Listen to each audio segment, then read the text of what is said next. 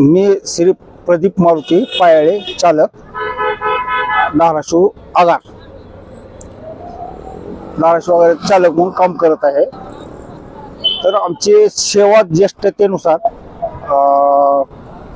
सहाय्यक वाहतूक निरीक्षक पदाकरिता परीक्षा झाली होती गेल्या वर्षी।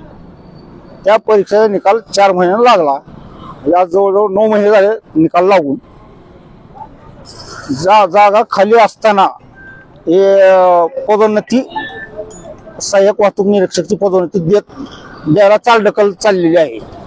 त्या ठिकाणी इतर कामगार वापरले जात आहेत, पण पास झालेला सहाय्यक वाहतूक निरीक्षक म्हणून पदोन्नती दिली जात नाही। त्याच्या विरोधात मी एक प्रशासनाला जाग घ्यावी म्हणून उपोषणाला प्रत्येक आठवड्याच्या आठवडा सुट्टीला उपोषण डिव्हिजन समोर करायचं ठरवलेलं आहे। ह्या उपोषण केल्यामुळे माझी सेवानिवृत्ती 5 महिन्यावर आलेली आहे।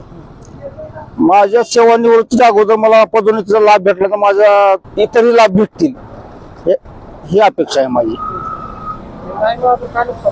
नाही मिळालं तर माझं आर्थिक नुकसान होणार आहे। हा, ड्रायव्हर म्हणून आम्ही रिटायर व्हायचं का?